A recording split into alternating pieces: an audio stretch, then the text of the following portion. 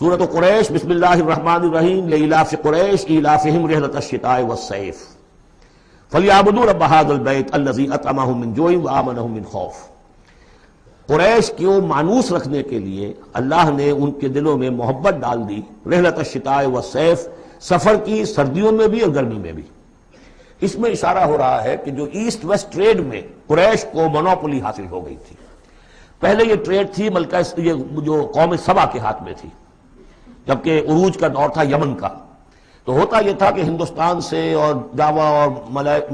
ملایا اور Sumatra, Borneo اور چین سے سارا جو سامان تجارت آتا تھا وہ یمن کے ساحل پر، کیونکہ نہر سویس تو تھی نہیں۔ اب ایک طرف وہ ہے فار ایسٹ، ایک طرف ہے یورپ،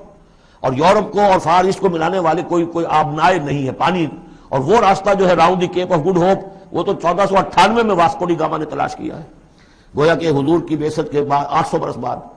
اس وقت کیا شکل تھی کہ سارا یورپ کا سامان تجارت آیا تھا فلسطین کے ساحل پر، شام کے ساحل پر، اور یہاں سے سارا مال آ کر اترتا تھا یہ یمن کے ساحل پر۔ تو کچھ عرصے پہلے تک، تو کوئی 150-200 برس پہلے تک حضور سے یہ ساری تجارت یمنیوں کے ہاتھ میں تھی، یمنی قافلے لے کر چلتے تھے، یہاں سے اس مال کو لے گئے وہ وہاں تک شام تک، پھر وہاں سے مال لے آئے، اور یہ ایک طرح سے گویا کہ ایسٹ اینڈ ویسٹ جو ٹریڈ تھی اس میں انہیں کی پوزیشن حاصل تھی۔ پھر جب سیل العرم آیا ہے، ان پر سیلاب آیا ہے، وہ تباہ و برباد ہو گئے، تو پھر یہی ایسٹ ویسٹ ٹریڈ جو ہے یہ قریش کے ہاتھ میں آ گئی، اور ان کو خاص طور پر پروٹیکشن یہ حاصل تھی کہ چونکہ یہ خانہ کعبہ کے متولی تھے اور وہاں تمام قبیلوں کے بت رکھے ہوئے تھے، گویا کہ سب کے خدا ہاسٹیج تھے ان کے پاس،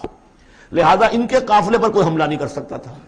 کسی اور کا قافلہ بچ کے جا نہیں سکتا، اس قافلے کو لوٹتے تھے بدو، اور اس کو جو ہے کوئی حفاظت نہیں ہوتی تھی۔ لیکن قریش کا قافلہ بدو دور رہتے تھے کہ یہ تو خانہ کعبہ کے متولی ہیں، اور اگر ہم نے ان کا قافلہ لوٹا یہ ہمارا بت اٹھا کے پھینک دیں گے باہر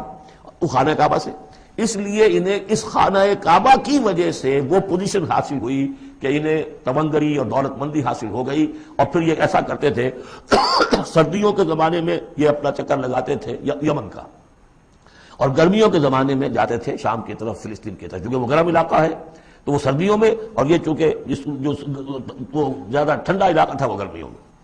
لإلاف قریش، اس واسطے کے مانوس رکھا قریش کو، إیلافہم رحلۃ الشتاء والصیف، ان کے دلوں میں وہ ایلاف سے مراد کیا ہے کہ سفر جو ہے ان کا جاڑے کا اور گرمی کا، اس سے ان کو گویا کہ مانوس کر دیا۔